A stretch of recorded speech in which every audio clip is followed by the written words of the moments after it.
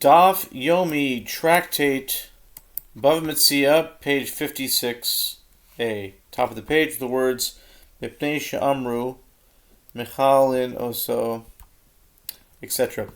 The reason one must employ this procedure is due to the fact that the sages said one desacralizes second tithe silver coins upon copper coins under duress. And it is not that he will maintain them in that form, rather, it is that he again desacralizes them upon silver coins. In any event, the Tana teaches that one desacralizes second tithe coins in this manner under duress, from which it may be inferred under duress, yes, not under duress, no. This is the halakha with regard to redemption of second tithe coins by Torah law. By contrast, in the case of demai, which is rabbinic law, Rabbi Meir permits desacralizing it in this manner, ab initio. Apparently, Rabbi Meir is more lenient with regard to matters of rabbinic law than with regard to matters of Torah law. Okay. Amar Rav Yosef. Rav Yosef said, although Rabbi Meir is lenient with regard to redemption of second tithe demai, he is stringent with regard to its consumption. This is, as it is taught in a Braita, the sages permitted only a wholesaler to sell demai. Since a wholesaler acquires grain from numerous sources and sells large quantities, he would suffer significant loss if he were required to separate tithes each time. But in the case of a proprietor who purchased produce from an Am Haaretz, whether he purchased large quantities to sell in bulk or whether he purchased small quantities to sell little by little, he must tithe the produce. This is the statement of Rabbi Meir. The Braita continues, and the rabbis say both a wholesaler and a proprietor who sells in bulk may sell demai, or send it to another, or give it to him as a gift, and they need not be concerned. The one who receives the produce separates the tithes and consumes the remaining produce. In this Braita, Rabbi Meir was stringent with regard to the concern that someone will consume demai without the tithes being separated. Ravina raises an objection from a Mishnah in Demai 5:3. One who purchases bread from a baker who is unreliable with regard to tithes, an Am Haaretz, may take from warm bread in other words, to exempt cold bread, and from cold bread for warm bread, and one may do so even if the bread is in different shapes from many molds. This is the statement of Rabbi Meir. I'm not sure why cold bread and warm bread make a difference, but okay. Granted, one may tithe from cold bread for warm bread in accordance with the opinion of Rabbi Eli. As Rabbi Eli says, from where is it derived with regard to one who separates truma from poor quality produce for superior quality produce, that his truma is truma? It is as it is stated, and you shall bear no sin by reason of it, seeing that you have set apart from it the best thereof. Numbers 18:32.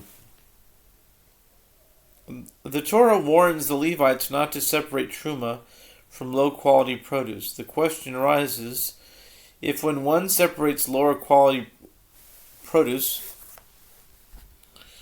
that produce is not sacred, why would one think that he bears sin? He did nothing. From here it is derived that although the Levite acted improperly in the case of one who separates truma from poor quality produce, for superior quality produce, his truma is truma. Rather, with regard to the halacha, that one may tithe even if the bread is in different shapes, from different molds, let Rabbi Meir be concerned, lest the buyer come to tithe from the loaves that one is obligated to tithe for the loaves that one is exempt from tithing, or from the exempt for the obligated. Since these loaves are all demai, it is possible that the loaves shaped in one mold were baked from produce that was tithed, and the loaves shaped in another mold were baked from produce that was not tithed. Apparently, Rabbi Meir rules leniently in cases of rabbinic law, as example, demai. The Gemara returns to discuss the difficulties raised above. Abaye said the problem raised by Rabbi Elazar was legitimately difficult for him, and Shmuel did not legitimately respond to his difficulty by stating that the Mishnah is in accordance with the opinion of Rabbi Meir. The reason the response is insufficient is that it was the case in the Mishnah of Truma of the tithe, which is punishable with death at the hands of heaven, that was difficult for Rabbi Elazar, who was questioning whether the sages reinforced their pronouncements concerning such a prohibition and rendered them parallel to Torah law. And Shmuel responded to him by citing Rabbi Meir's opinion concerning a bill of divorce which involves court-imposed capital punishment. Perhaps the case involving court-imposed capital punishment is different, as it is more stringent, and Rabbi Meir renders rabbinic law parallel to Torah only in such a case. Abaye continued, and Rav Sheshet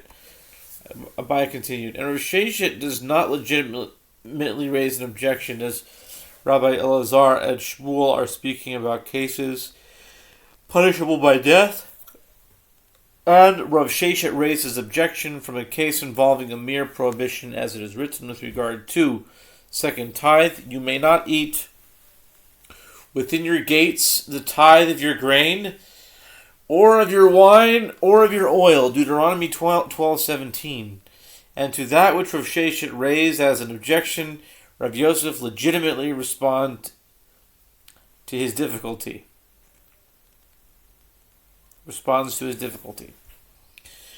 But as for Ravina, the question arises, rather than raising an objection from this case of a baker, from which proof is cited, that Rabbi Meir does not draw parallel between rabbinic law and Torah law, let him cite support for the assessment of the opinion of Rabbi Meir from the case of the bread merchant. As we learned in a Mishnah in Demai 5:4, one who purchases bread from a merchant tithes separately from the bread of each and every mold. This is the statement of Rabbi Meir. In this case, Rabbi Meir is stringent with regard to Demai. Rather, what have you to say? And explain why Ravina did not cite a proof from this Mishnah. It is because a merchant purchases his supply from 2 or 3 people. Therefore, Rabbi Meir holds that one must be concerned that perhaps one of the suppliers separated tithes and another did not. So the customer must separate tithes from the bread of each and every mold. But if that is the case, Ravina should not cite a proof from the case of the baker as well, as the baker discussed in the Mishnah typically purchases his stock of grain from only one person. Therefore, in that case, there is no concern that perhaps the customer will tithe from the loaves that he is exempt from tithing for the loaves that he is obligated to tithe. Ravina said, Shmuel responds well to that which was difficult to Rabbi Elazar, as the category of death in the world is one. Therefore, it is appropriate to cite proof from the case of court-imposed capital punishment to the case of death at the hand of heaven. New Mishnah. These elu devarim she'ein lahem onah. These are the matters that are not subject to the halachot of exploitation, even if the disparity between the value and the payment is 1/6 or greater. Slaves and documents and land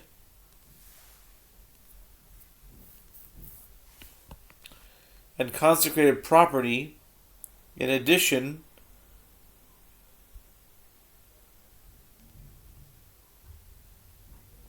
if they are stolen, these items are subject to neither payment of double the principal for the theft, nor to payment of 4 or 5 times the principal. If the thief slaughtered or sold a stolen sheep or cow, respectively, an unpaid bailee does not take an oath, and a paid bailee does not pay if these items were stolen or lost. Rabbi Shimon says, just to finish the Mishnah, I think it's a good idea. We're now on the top of 56b. With regard to sacrificial animals, for which one bears responsibility to replace them, they are subject to the halachot of exploitation, as this responsibility indicates a certain aspect of ownership, and those for which one does not bear responsibility to replace them, they are not subject to the halachot of exploitation. Rabbi Yehuda says, even if the case of one who sells a Torah, scroll, an animal, or a pearl, these items are not subject to the halachot of exploitation, as they have no fixed price. The rabbi said to him, the early sages stated that only these items listed above are not subject to the halachot of exploitation.